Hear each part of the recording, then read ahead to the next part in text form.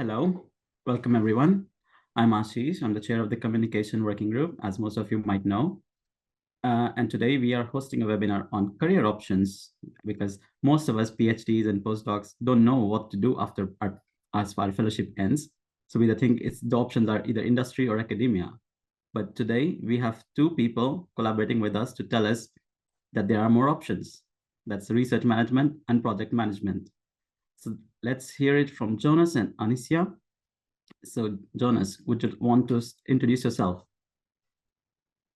Yeah, thank you so much, Ashish. So first of all, thanks a lot for the invitation to this webinar. It's very nice to be here and to share some insights from my own career path.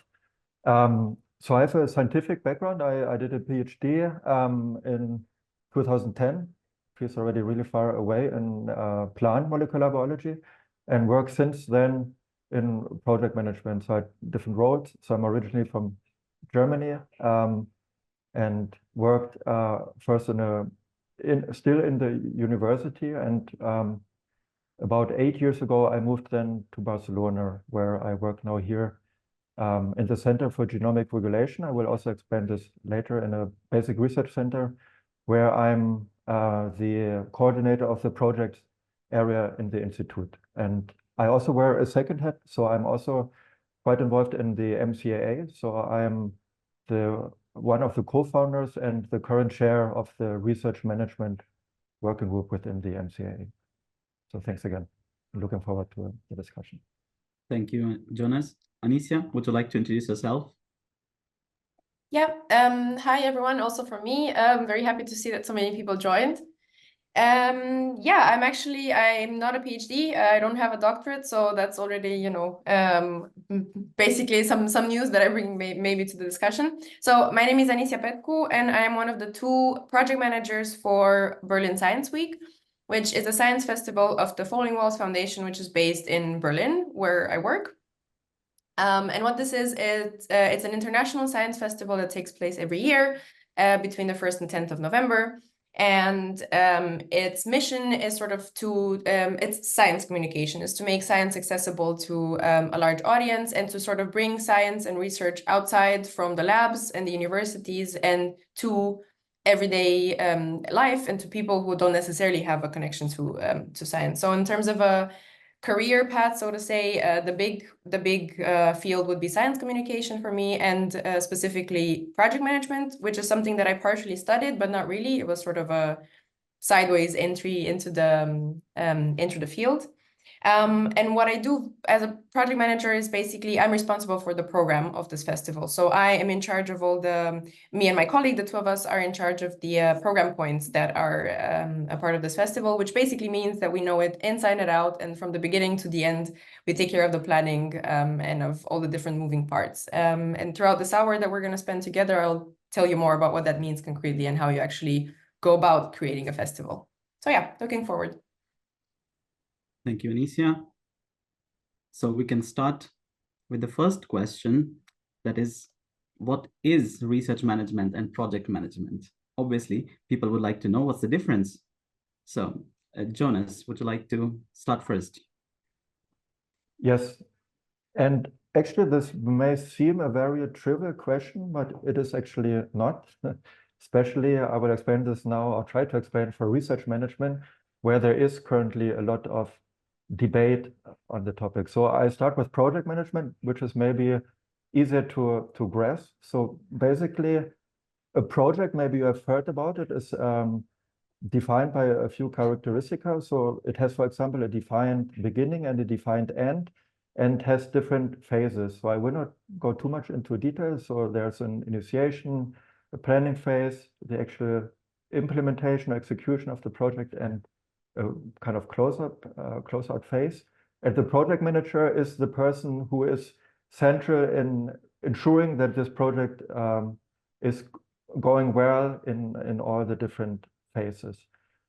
So here the point is that probably there are a few occasions only where a project manager takes only care of one single project. So this is also important to understand. Most likely a project manager takes care of maybe one bigger project, but also other smaller projects, which can be at different time points. So usually you can imagine this graphic with different layers on top in different phases.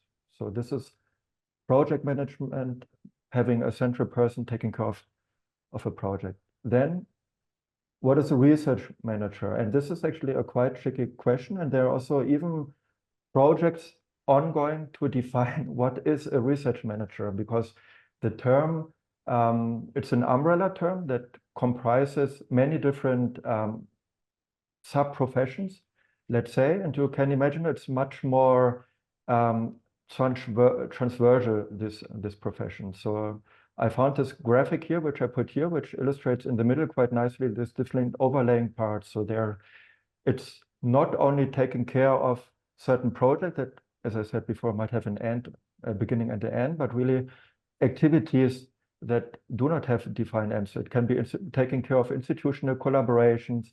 It can be a data manager that takes care of data in an institute. It can be a person being responsible for partnership management in a research institute. It can be persons who still do research and are highly involved in researchers. So, and at the moment, there is the aim to try to find a common agreement on what is a research manager. I do not like too much just to add definitions that make it look a very administrative profile and profession, because it's not. There are terms like research administrator or research support administrator, etc. I think this doesn't reflect well the role, because it involves quite fundamental tasks that are still very much connected to research and to science also, and not only taking care of bureaucratic aspects of the research. Okay. Maybe so much for now. Yeah. So Anicia, what does a day in a project manager looks like? So Jonathan gave a good sort of overview of what it is, and it is what it means to be a project manager. And it's true that a project basically has a life cycle. So for a project like the one I run, for example, that's a yearly life cycle, and it repeats, which already brings some specifications with it, and it also makes it a bit easier sometimes, because then you kind of have a structure that you move in. But basically what a project manager is this person that creates the frameworks and the conditions for a project to take place. It's a person that, if you look on the slide, that basically has to juggle all of these different moving parts of a project, and has to think sort of big picture, how the project is supposed to be structured, but also small picture, from day to day, what sort of tasks are supposed to be done. And it's the person who is intimately connected with the needs of the project and the strengths of the project, and also the difficulties that a project might have. So I really think it's the best way to think of a project manager is as the person who creates the framework. You have to create the structure for all of this to happen, for whatever you're imagining to actually take place. And you have to do this with the people you have, with the resources you have, with the knowledge you have, and always keeping in mind the goals of the project. For me personally, my days, so we are a small team. We're 6 people in my team, but we run a very big festival. It's 250 events over 10 days. So that's already a lot. So that means that we always have to work very closely together. Depending on the size of an organization that you're in, it might be that a project manager becomes very specialized and only takes care of different little parts. But what we do, me and my colleague especially, we basically take care of everything. So that means that I have at least one meeting, because we always check in and see what has to be done. If we're in the phase where we're talking to our partners, I can have 10 meetings a day, which, is nice, but also exhausting. I rely a lot on apps, and I encourage everybody who's thinking about this to have a look at the different project management apps. For me, what's essential is Asana, so that's a proper project management tool. Miro, which is more of a brainstorming visual tool that we use, and of course Outlook and Slack, which are the bread and butter of everything. Ideally in a day I have time to think and to do some planning and to think about the day, but also the week and the month and the year. It's always sort of, you go from small to big and from big to small. There's always this exchange that has to happen on these levels. And because I work for a project that I really like and for a mission that I really like, every day for me also means that I'm happy about something that happens. And I get to be excited about the work I do, which is nice. Thank you, Anicia. And Jonas, what motivated your transition to this management field, and what continues to drive your passion in the field? Yes, I have to be very honest. I guess many of you are in the same situation. When I finished my PhD, I really had not really an idea what to do. I was also back then not part of any structured program, so not a training network, but rather doing individual research. So I was not really sure even about many career opportunities. So then, more or less by chance, I really have to say, I put here an impactful coffee. I really had a very good conversation with one former colleague of the lab where I did my PhD, who in the meantime became the director of a research foundation. So it was called PEARLS, Potsdam Research Network. And she offered me, so I told her that I don't really know what to do. I still wanted to be somehow be connected with science, because was something that really interested me, to still be connected with research, still be in touch with researchers. And this was a network that comprised 21 research institutes in the area. So that was in Potsdam in Germany, with the aim to promote collaborations of these institutes. And I was offered there a project management position. I'm even not sure if it was named as such back then. And if so, I even would have not known what this actually means. So I started there and took care of many different activities, like organizing events, writing already small grant proposals or providing support, and also managing projects that were ongoing. And I really liked it a lot. So I found for myself that's actually something I would like to continue doing. And I stayed there in this foundation for, I think, 3 more years or so. And in general, what I really like in this profession, and what really is very passionate for me, is this aspect of being connected to science, as I said, being able to bring in more technical skills and aspects. So what we explained before, this technical project management, but there are also many ways to be creative. So I'm a very creative person. And when you write proposals, when you organize events, there are many ways how you can bring in actually this creativity and connect people that you know would have never met without your help. So all these aspects make it for me very interesting and joyful to work in project and research management. Thank you, Jonas. Anicia, why project management?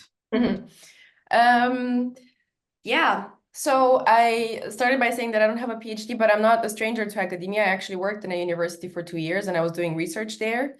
And yeah, for me, it was a mix of 2 things. It was a mix of a specific need that I felt in my field. At least I was feeling kind of isolated from the real world, let's say, from the things that I was researching.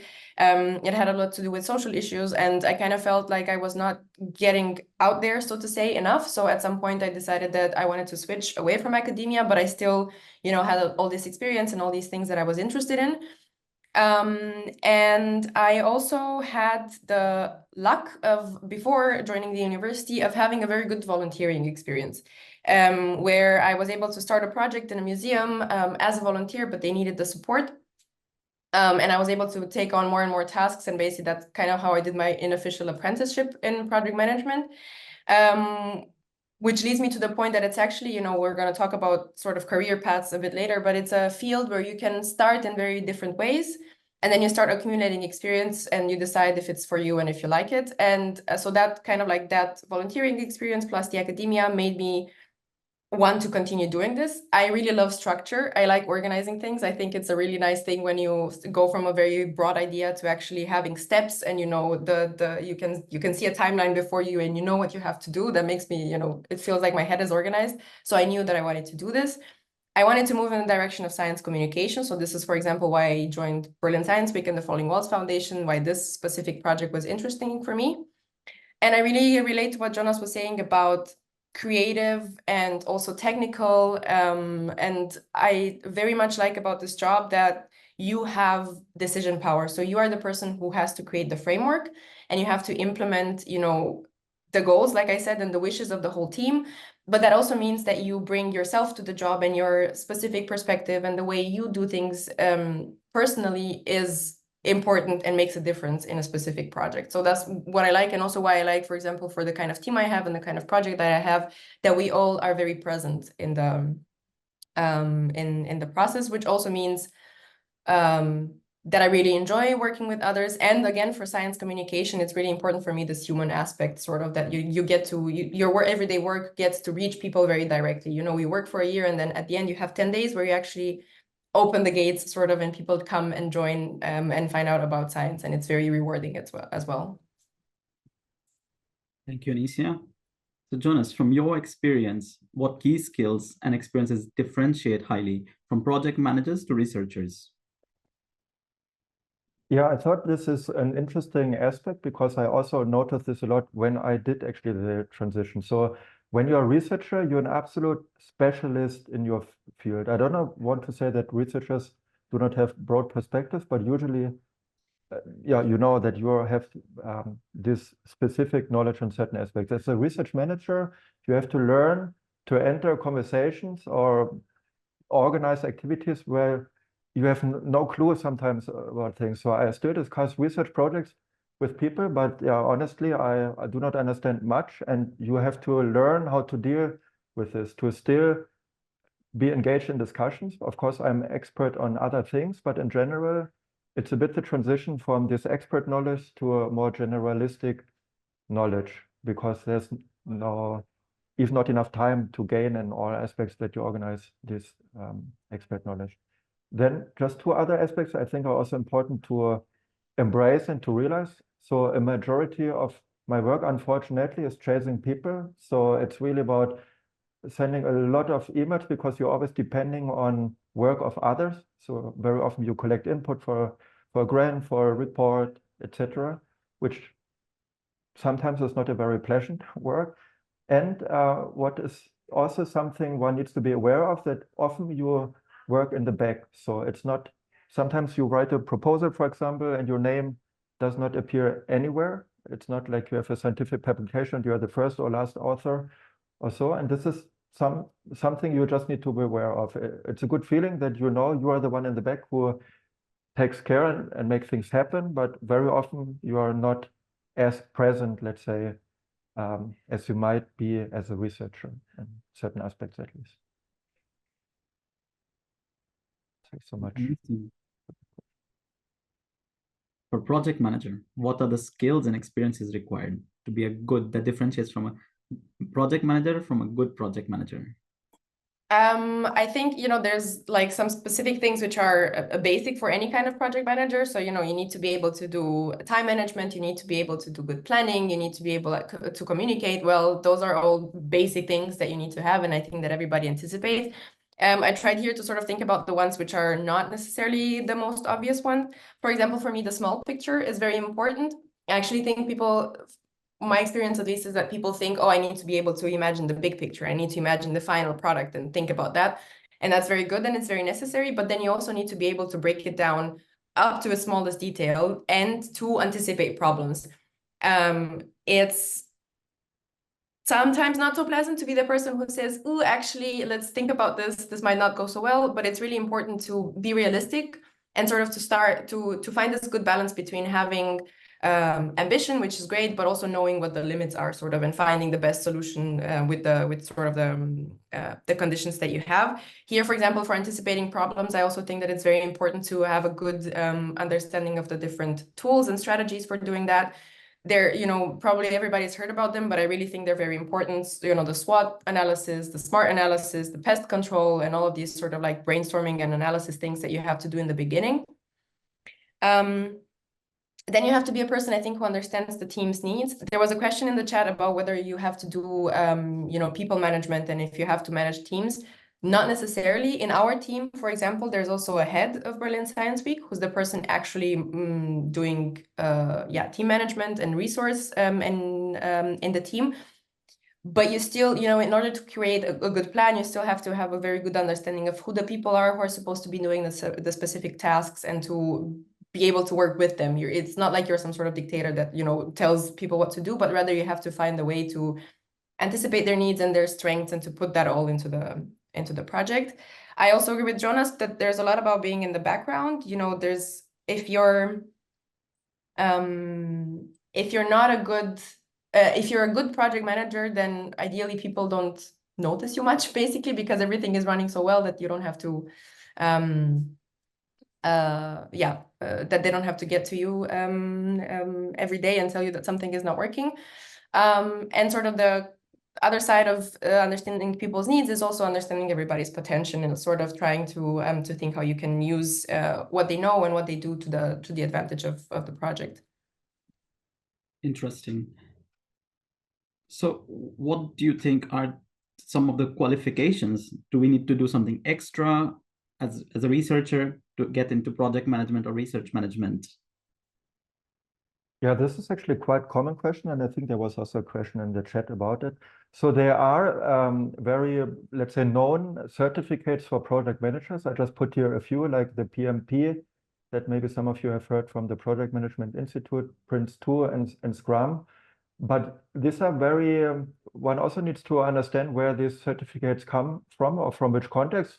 And many of them come actually from product development or software development, and they're not really applicable in research project management because the ways how processes, for example, work or how a project works is very different in product development than in research projects, which are much more uncertain, let's say, and you need to react much more ad hoc. They cannot be so, they're not as structured, let's say, to be really able to apply certain methodologies that you would learn in these certificates. So myself, I did a very specific certificate, which was offered by the EU Bureau of the German Ministry for Research and Education, which is called, if you translate it, EU Liaison Officer Research, which was a very specific training on the EU research program, where you learned a lot about how EU funding works. And more recently, I'm not exactly sure since when it exists, there's also a very specific certificate for EU project managers that is also acknowledged by the European Commission, which is called PM Square. So if you Google it, you will also find more information. So this is a certificate that at least is very close to the work that you would do especially if you work in the EU research area as a research project managers. In general, I have to be very honest, I'm not a huge fan of certificates because you can have a certificate without understanding practically a lot what you've learned. Also, when I did the certificate, I was still such a newbie that I'm not so sure how much really I benefited from doing the certificate, because you also have to practically understand how you can implement all the theory that you learn. So in general, I would also recommend not only to look for this big certificate that can take up to a year, but also really look for very specialized training on certain sub-aspects that you think could be interesting. And I put here a few examples like time management or conflict management also, rather than committing to this huge effort of doing a whole certificate. Interesting. And what do you think, Anicia, for the same question? Yeah, I actually agree that, I mean, there are certificates and I think they have a value for sure, but I don't think they're crucial. I think, like, for example, in my case, I sort of, like I said, I entered this path of a project manager, not necessarily by doing a certificate, although I had classes in university. In my master's, I had specific courses about cultural project management. But that's not what's on my diploma, you know? And I entered this by gaining experience somewhere else. So I do, you know, if somebody has the opportunity of doing some sort of project management and event management, maybe in a different context, I really think that is a very good starting point, especially for a junior position, that you gather some information, some experience, and then you sort of professionalize yourself. There's definitely the specific certificates, like Jonas has also mentioned, the PMP, the CAPM.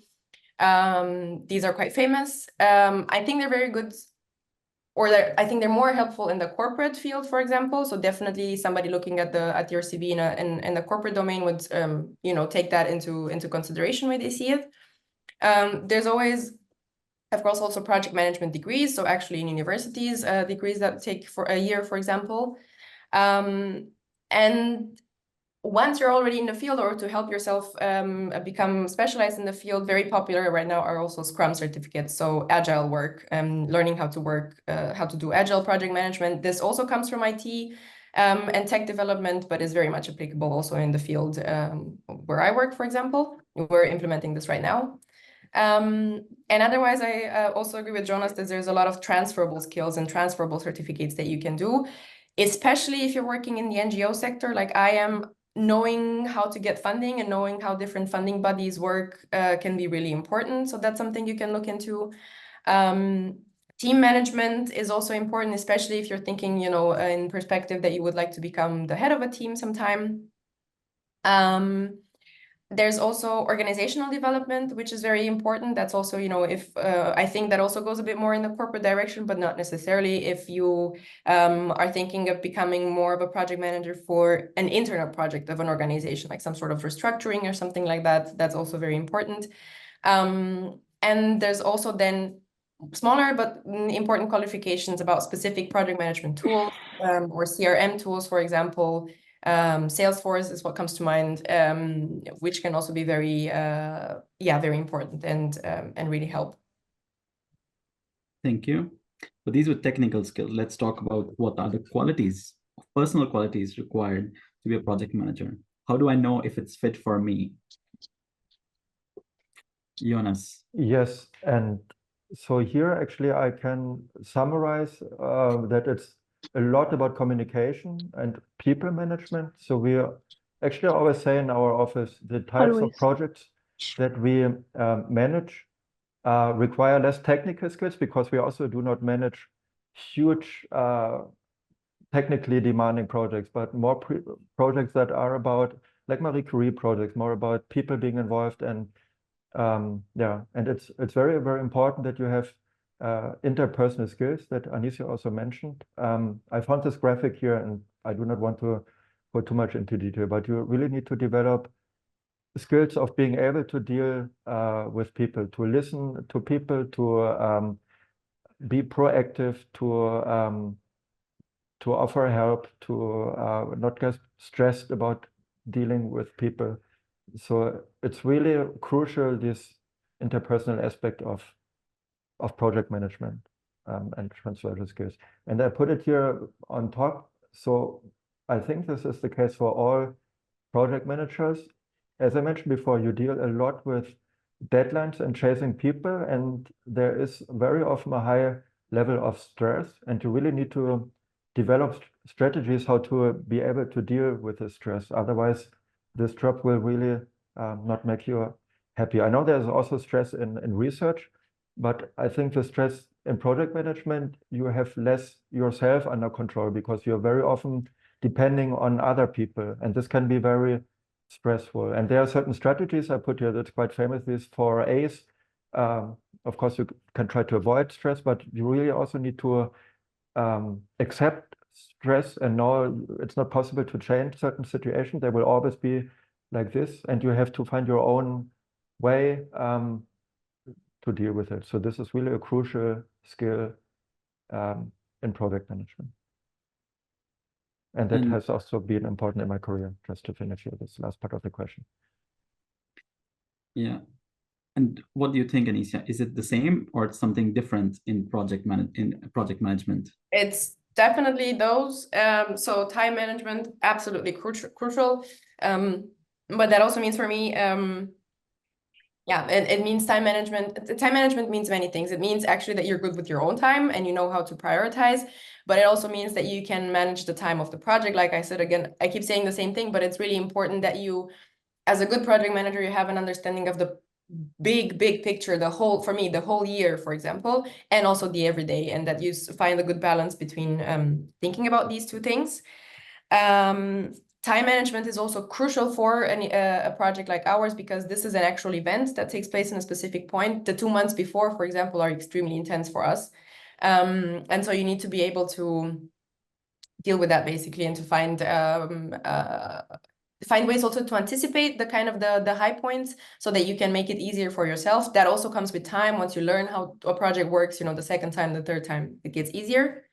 Stress management for sure, especially also about this specific period that I mentioned.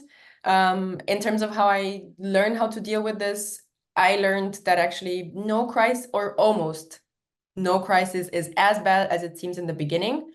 And that it's actually, it's good to take a moment, even if it seems like you need to react in the next 5 seconds. It's good to always take a moment and actually think about what's going on, the situation, and understand it.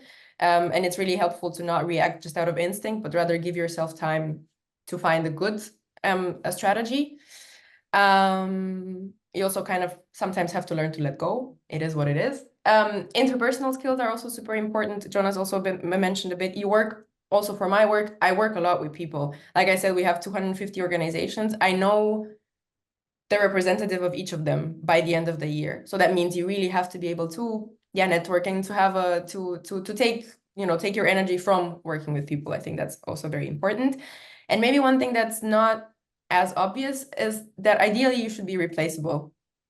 Even if everybody likes to be, super unique and the center of things, a good project manager is replaceable in the sense that you create such a good structure and you document your information so well, and everything is so clearly thought out and presented that, if you are sick or if you disappear for a month or something, the project can still continue, and people can still do what they wanted to do, and it doesn't all revolve around you, basically. Thank you. I'm not sure if PhDs think the same way. They don't want to be replaced. Yeah, you have to adapt to it. Yeah. So now, because you both have the very different career trajectories, what are the potential career paths that exist for individuals who are looking to really advance in your field? Yeah, and actually I would like to make here only a more general point. So and compare actually the current situation in research management and in research. So for scientists, there is a quite defined career path that you will also find. So these 4 phases, from a first stage researcher to a leading researcher. The situation in research management is not as defined, and there are actually many initiatives at the moment going on in Europe to really find a way to give more structure to this trajectory of research managers, and also try to maybe even imitate or at least get inspired by the system that you find in research, and define certain career stages also in research management. I think it's a little bit more defined in project management with certain career stages, and I think Anisia will comment on this. But it's also not really, let's say, established as a very rigid career trajectory and a career pathway. So there's a lot of development at the moment, which makes it also exciting to follow. And I just wanted to highlight here, and one of these projects that takes care of it is actually an EU project Cardia. You find information here that takes as a major scope to define this career path for research managers. Yeah. It also makes it scary then if you don't have a structure in front of you. What is project management then? Project management is kind of the same, to be honest. There's not, it's not like when you become a doctor and you know that these are the specific steps you have to take. I mean, there's like broad phases in one's career. So you start usually by being a junior project manager. You gain some experience, you become maybe just a project manager or a senior project manager.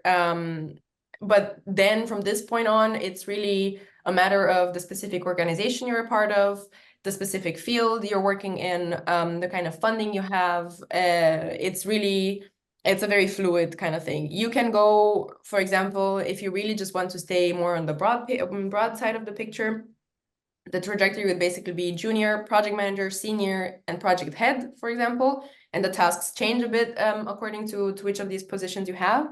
But what I can also say is that there's a lot of movement also in the direction of specialization. So no longer just being a project manager for, just generally, but rather, like I think I mentioned already, becoming a project manager for very specific processes, or for specific fields, or for a specific phase in big processes.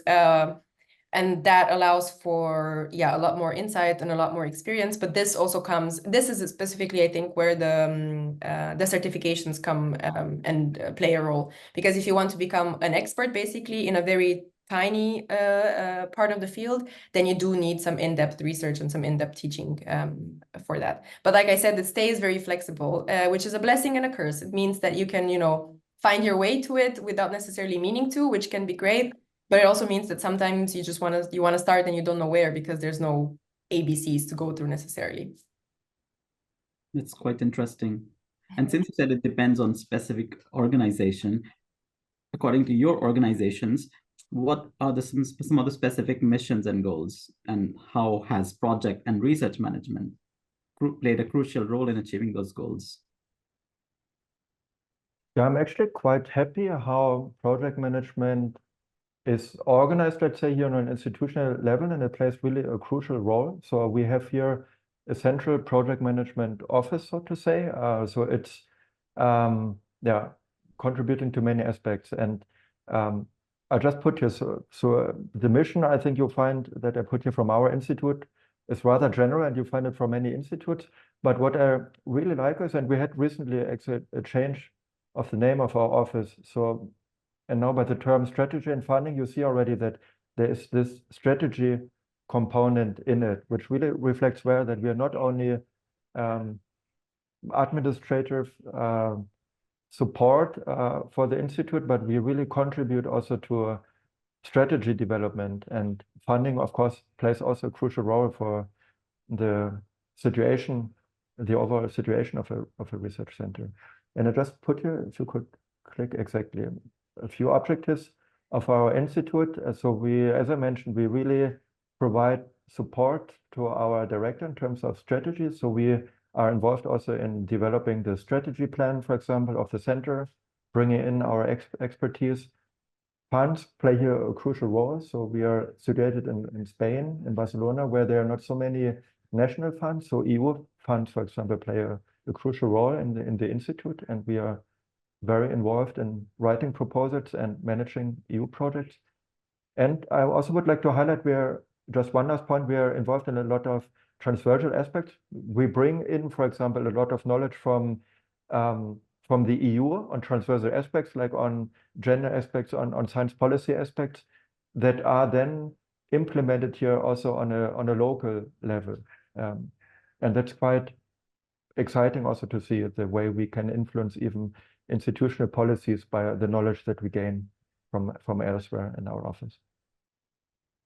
And Anicia, you are the face behind Berlin Science Week. And from my visit to the last 2 years, Berlin Science Week was organized quite fantastically. Would you like to share some insights? That's really nice that you say this. I mean, I'm one face of several. We're a 6-people team, but yeah. So I think what I mentioned already, for Berlin Science Week, we, us, the 2 project managers, we are the ones who know the program and the institutions the best, because we are their first point of contact. We do the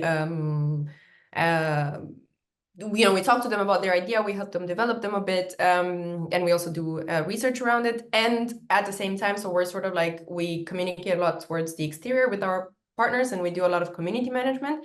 But also internally, we know very well what the goals of the project are and what the structures are. So we are very good at bringing people together and sort of making connections between what is happening outside of Berlin Science Week, let's say, and inside of Berlin Science Week, and how, you know, you can bring the needs and the wishes of different people together. I should say here that, you know, we are project managers, and we also do a lot of community management. It can be, depending on the size of an organization, that these 2 things are actually separate. For us, they're not, which I actually really enjoy. Yeah, and the fact that we basically, because we also create the structure of the year, and we think about timelines, and we think about goals, and we think about the different stakeholders that play a role in the project, that also means that we have a variety of perspectives. So I know what my colleague is doing in communication and marketing, and I can give him input from our partners. I know what the head of the team is doing, sort of maybe with the finances, and I can say, oh, I know this person or that person who might be able to help. I know what my colleague is doing, who's doing the curation of the program, and I can offer insight and I can support. So it's really yeah, being in this position means that you can work with everybody and also support everybody and get their support in turn. And that also means that we, of course, everybody has a specific thing that they're focused on. So like I said, communication or curation or, but I think our position also enables us to be quite strategic about decisions and to help make strategic decisions. Because yeah, because we know the different moving parts, so we can create connections that maybe are not immediately obvious to someone else. Thank you. And Jonas, since you mentioned strategies, what are some of the projects that you've successfully managed, and what are some of the strategies, if you would like to share, that you implemented? Yeah, it was actually hard to choose, and I put here one, which is a project when I still worked in Germany, because it was really a big project. So it was a huge grant proposal that I coordinated, which was about the establishment of a new research center in Bulgaria. And the huge challenge here was this call didn't exist before. It was the beginning of a new EU framework program, so a new funding scheme that the European Commission provided, and nobody really knew how this would work. And I will not go too much into detail of this graphic, because it was expected that you combine funding from a region, in this case from Bulgaria, together with central money from Brussels, and it was very complex, and there was a lot to learn. I spent actually 2 months in Brussels back then in the European Commission and spoke to many people just to understand what is really expected by this call. And it was a lot about, again, communication, reaching out to different people, getting feedback. And yeah, I was only involved in the preparation of this proposal, and then I moved to Barcelona actually, but I was really happy that it was a success in the end, and this building in the end was really built and inaugurated, I think, 3 years ago. So it was a great success also for all institutes, of course, who have been involved. And I'm really proud to be able to say that it was a small piece being involved in this huge amount of work and proposal preparation. Okay, Anicia, what's your project challenge? The whole festival is a project challenge every year.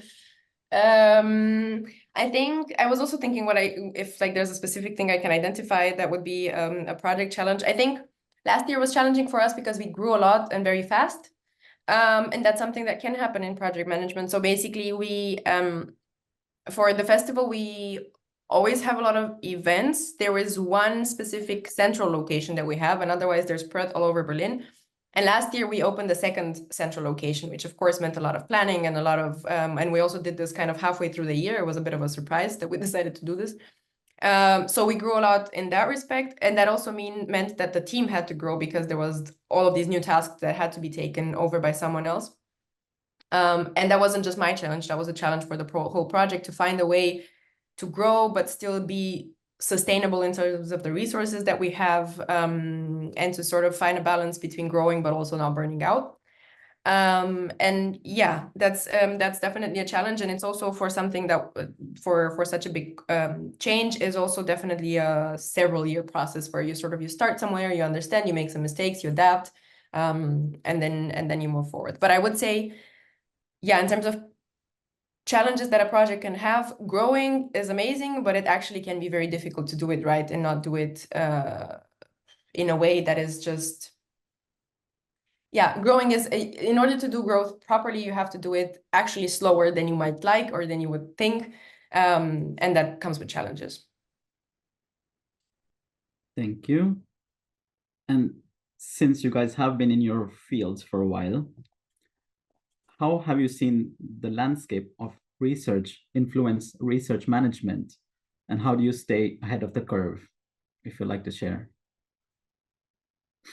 Yeah, so one needs to realize that research got really complex if you compare to, I don't know, already decades ago. So in the meantime, I think you're all well aware, there are huge projects, very interdisciplinary, very international projects. So usually you have consortia from, at least from whole Europe, sometimes even from the whole world, working together, working also with huge amount of data. And this is also then reflected in these diversified roles that we mentioned already before, which is nice to see. So there is not, I can only repeat myself, not the one research manager, but depending also on the context and all the different aspects of projects and of institutes, they are very defined or specialized roles, like a data steward that I mentioned before, ethical experts, if these are projects that are very complex in terms of ethical regulations, for example, technology experts that are very knowledgeable in IP regulation, etc. And usually in bigger institutes, really find dedicated people to all these different roles, which are necessary in the meantime to be able to really manage this type of complex research projects. And to stay informed, so here, of course, I would like to highlight the need and the opportunity to network in research management and project management networks. And for example, we have in the MCAA our research management working group, which is a great platform to exchange, to share good practice, and also discuss issues that we have in our projects. So this is very much focused on MSCA projects, but there are also many professional associations on a much larger scale, like EARMA I put here. So it's a European Association for Research Managers that organize also many specific workshops on sub-aspects of research management, and organize also an annual big meeting where you can get updated about all, let's say, latest trends and discussion topics in the field. So networking is definitely a very important aspect. What about you, Anisha? How have you seen the project management landscape evolve over the years? So I think there's a general shift towards caring more about people, if that, I don't know if that sounds weird or not, but rather like, you know, the team is not just like the sort of well-oiled machine that is supposed to make something happen, but actually understanding that the people who do the project management are also to be taken into consideration as actual equal parts of the project, just like the goals and everything else. I also think in the NGO sector, for example, this is very different from corporate, but there's a lot happening in the direction of sharing between projects and collaborative work, and actually, you know, trying to identify partners rather than competitors, let's say. And here mission really plays a crucial role. The fact that people have a specific mission that they want to fulfill. There's been a lot of development in the direction of project management tools and automated processes. I mentioned Asana that we use. There's also Trello. I'm sure people have heard about them, but there's also things like Zapier, which is a tool that automates. So basically goes through your tasks without you having to tell it to go through your tasks. And in the last 2 years, especially, there's always also been some AI integration. Microsoft and Google are working on that, which is exciting. I'm curious to see how it's going to develop. Agile work is, of course, very important. Moved from corporate to all sorts of directions of project management. And it's actually, to be completely honest, I was skeptical about it in the beginning, but I think it's actually, it can be a very useful way of working if you find a way to make it work for you. I think there's also been a bit of a shift towards transparency and flat hierarchies, which of course means that people have specific tasks and a specific field that they're responsible for, and some people can make a decision and other people cannot. But there's a move away from this guru model where there's one person that has all the information and everybody else depends on them. Rather, the information is shared transparently. People have access to most of the information in a project, and that makes everybody feel more at ease with it. And also transparency in terms of how things are communicated to the public. The mission, the struggles. I see, you know, festivals or other projects kind of being more open about what happens behind closed doors. And the last two things would be definitely sustainability. This is becoming, and also diversity and inclusion. All of these are becoming topics which are starting to take center stage for projects. They're also, for some types of funding, for example, they're now, you know, very strict and concrete criteria that people have to take into consideration. And last, I would say, is also change management, which is something that is happening, which basically means that a lot of thought is being put also into the processes of how change within an organization happens and how transitions happen. And it's basically almost like a meta level of project manager where it's only internal for people. Okay.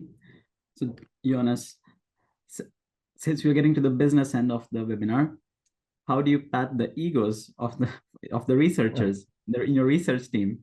How do you maintain a cordial relationship, address potential conflicts, and foster a healthy research environment if something like that exists?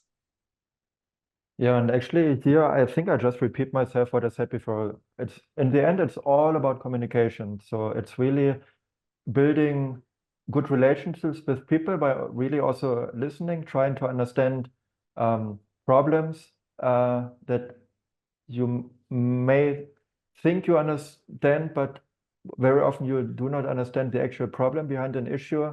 So it's a lot of problem management and really building also trust is very important, that if you work for the first time together with a group leader, for example, the relationship probably is very challenging, but once you get to know each other better, also understand how people work, you can really foster a much better relationship. And Anisia mentioned it already. So of course, in our work, tools play a crucial role. These are not particular the tools that we use, but it's very important to organize your work in a way to work in a productive way, to make sure you store data in a way that they are findable by others, to have good communication tools, which I think there's no standard solution, but it needs to be in line with the way you also work in teams, in your own team or in projects. Because again, it's all about communication, have fluid flows of work that you establish with these tools. And thank you. And Anisia, I'm sure it's not easy working with people in hierarchies either. What are your views on this? I mean, I agree with everything that Jonas said. That's half of what I was going to say anyway. Yeah, I think information is crucial, having it all accessible for everybody, having everybody understand the structure. Even if you think, oh, I'm going to remember this, you're not going to remember this. So put it down, have it somewhere where it's, on paper or digitally. And yeah, just very good documentation for me is very important. We do work in a team that has a specific structure, but we try to be as open and eye level with each other as possible, which I think really, really helps. I think it's also important to really dedicate time and energy to thinking about processes, not and for me, it's also very important when it comes to working with other people to make sure that the information is explicit. So don't just assume that we all understand or that we all see a situation the same way, but rather ask, even if the question is redundant, ask so that you know that everybody has heard and said the same thing and that you're all starting from the same point. And that's very important also when thinking about internal processes, how you work, how you document things, what your workflows are. Really investing time in that is crucial, I think. And as the last 2 points, maybe, which Jonas hasn't necessarily mentioned, but which are a part of it, regular check-ins with your team. Make sure that you're in contact, even if you work remote. Try to make time to do something else rather than just work together. I think that's really important for us, at least, that we come together as people and actually we know something about each other and we understand how we work, that really helps avoid little conflicts or little misunderstandings, and also taking time for nice things. So do something nice together, celebrate the success that you've had, share something good that's happened to you. Just try to create an actual relationship with the people you work with. Thank you. And how do you quantify the success? Is it because in research, I assume it's research papers, patents, but for you guys, is it beyond publications? It's definitely beyond publications, and there is no standard way how to measure the success of a project. Of course, you measure the project by aligning it with the scope. So what was actually the idea of the project? And then you compare, did we manage to achieve the scope and the objectives that we have been describing. And I just made here the comparison. You can work on research lines that are very innovation focused, which is a lot about technology development, where you measure the success because you were able to create a patent or file a patent. But in other projects like Marie Curie projects, which are more about career development, for example, and training, of course, you have other ways. And for example, I put here a few metrics. So it could be the number of trainings that you organized, outreach activities. It's also a lot, of course, about communication of research outcomes, not necessarily publications. So it could be about news mentions, your presence in social media with the work that you are doing. And of course, it's not only about numbers, but also a lot about qualitative feedback. So you also want to know how well was the project perceived by the people who were involved in it. And we do actually a lot of satisfaction surveys also at several stages of a project to understand what can we, when the project is still ongoing, what can we improve in the, for example, in the second half of the project or in the end, just to have a good understanding what went well in the project. If we would apply for a similar project type, what could we do better next time? So there's a lot of feedback also that we gather. And this also helps to understand how successful in the end then a project was. Interesting. And Anicia, does anything like quantification of success exist in project management? For sure, definitely. It's the phase that comes after the project is as important as everything else. If you're doing good project management, you should start the beginning of the process by thinking what your goals are. I mentioned this before, but we think about them, for example, in terms of KPIs, so key performance indicators, and that for us, it's concrete numbers that we try to look at. So how many participants, how many events, how many institutions, but there's also the qualitative side that Jonas mentioned, where you try to, through surveys and through questions that you ask, you try to see if people were happy, if they were excited by the formats that they were presented, if they learned something in your formats. And also for us, it's very important that we have a good relationship with the organizations, and the feedback that we get from them is really, really valuable, and yeah, makes us understand if the project was a success or not. Good. And yeah. So if you guys have to explain in one word for all the audience what it means to be a project manager or research manager, I'm putting you on the spot, but let's do it.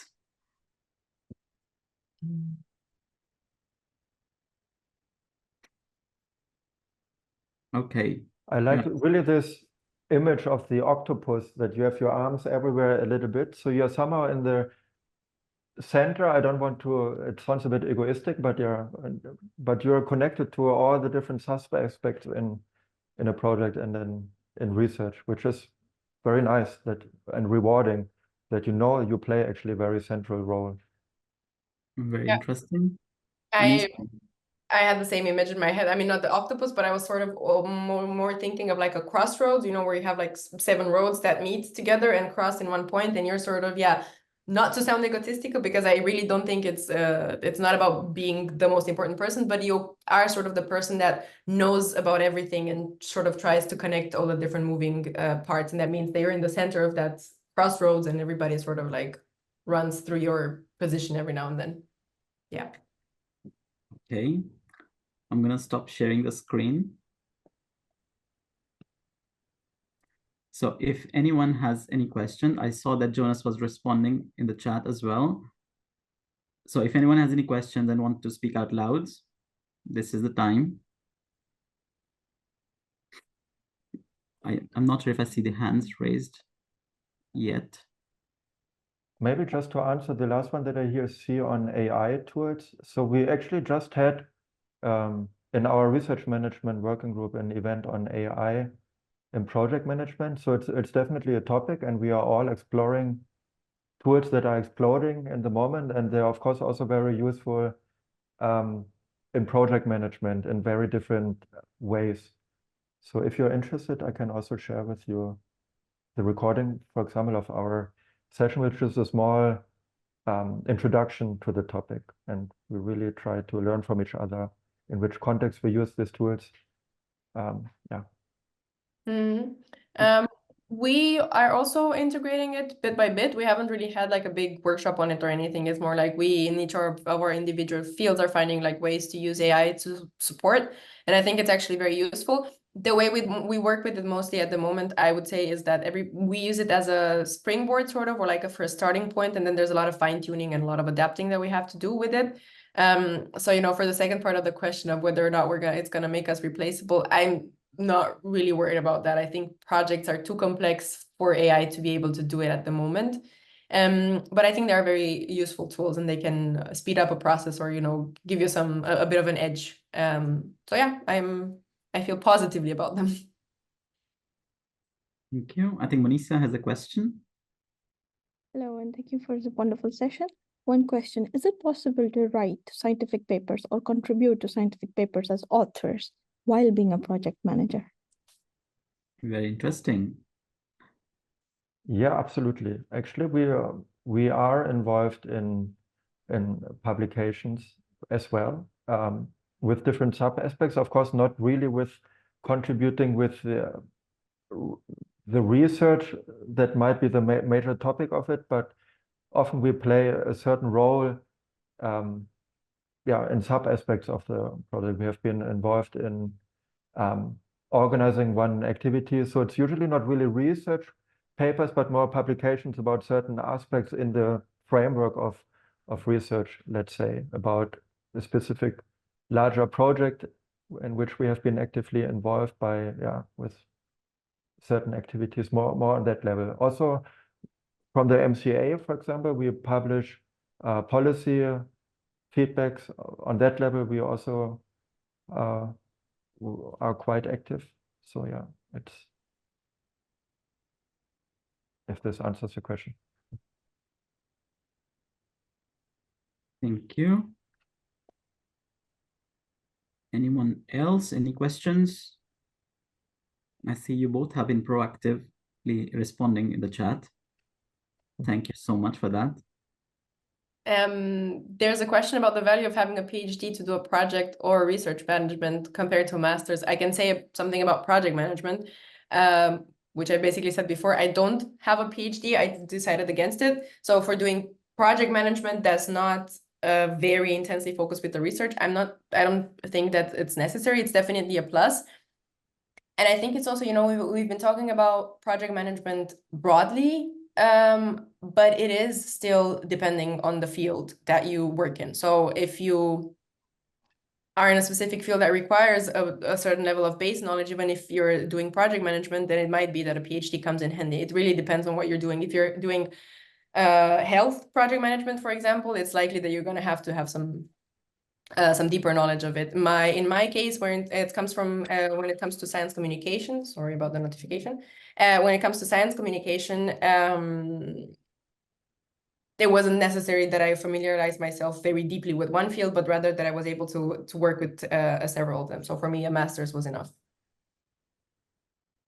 Yeah, and also in our case, in scientific project management, there was at the very beginning the question about there sometimes adverts using a slightly different vocabulary. Officially, my position is, for example, scientific project manager, which just shall highlight that there's a lot of interaction with science. So it's really not financial management, let's say, of projects, for example. And we always put, for example, in our adverts, it's desired to have a PhD because we think it's valuable to, what you also briefly commented, to have insights into the domain you work in. And having done a PhD, of course, helps a lot to understand how a research group works, or what's the processes behind when you write and manage proposals. I just want to make one point that I'm also asked very often. If you apply in this transition now, if you're a researcher and you would like to transition to a project management, if it's crucial to have the certificates that we mentioned, for example, at the beginning. We just had, again, cases that we opened positions, and at the end we recruited people who did not have explicit project management experience, but they have, for example, doing a PhD with a lot of skills that, of course, are very valuable for project management. And it's really, and I would like to encourage you, if you would like to do the transition, don't be disencouraged that you don't have skills. There's no need, again, what we discussed here, there's no need for you to necessarily do a certificate to prove it. It might help because it always looks good on the CV if you can say, I did this certificate to have some theoretical knowledge. But yeah, even without it, just give it a try and just learn how to sell well the skills that you have from your research, which are, you can really apply them very well in project management. And many skills that we discussed here today, you have them already from the work that you've been doing in your actual research. It's more about selling them well and maybe phrasing them a little bit differently that you would maybe do if you would apply for a research position. Thank you. I think Alexia raised her hand. Yeah, thank you for the wonderful session. I do have a question. I'm a PhD student, final year, and I was in industry. You can do internship when it comes to R&D, but is it the same case for research management or project management? Can we do a internship while doing your PhD? Is it a possibility? In general, it's definitely a possibility. So and I think if you have a network, even in your own institute, we, for example, as a project management office, let's say at the strategy and funding office, we have also we offer researchers in our institute to do like an internship, let's say in our office to learn about project management. And I'm not sure if you had this conversation in your own institute. I'm pretty sure you also have a grants office or a project management office to just explore, just to understand maybe a little bit more about processes. So it's definitely something you should explore. It's probably more difficult if you try to do these internships in external institutions, but if there's an interesting one that you have in mind, it does not harm to also get in touch with people and explore possibilities. Are there any institute you would suggest that we can contact, external ones? I think this also depends a lot on your interest in which direction you would like to go. So I'm happy to follow up if you would like to send in. Maybe an join us email as later. institute. Exactly. Come to CRG in Barcelona. Maybe we can connect on in LinkedIn. Yeah. I can, Sure. Thank you very much. And Jonas, there's one more question for you, I think. Research project manager, what's the possibility of being within universities, think tanks, or where else is it possible to be a research manager? Research or project manager? In general, I think there's a very strong need for research and project managers. Also, if you screen for jobs, I think there are many opportunities. It's again a little bit this question what's the exact difference then of a research project manager and a scientific project manager? I think it's important to really try to understand the role, what is exactly expected from this role, just to avoid that there are misunderstandings from what you maybe envision in a role as a scientific project manager.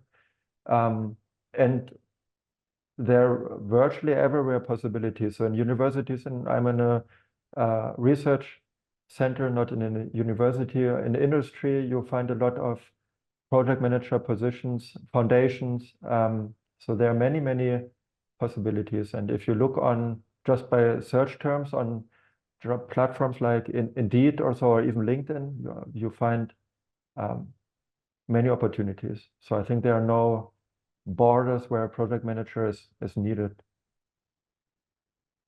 Okay. Thank you. I see from your multitasking abilities that you're really good project and research managers. And with that, the time is up. I would like to conclude the session by thanking you. Thank you so much for, there's another question, but anyway, thank you so much for being here today, and thanks to the audience as well. Yeah, thanks a lot to all of you. Bye-bye. Thank you. Bye-bye.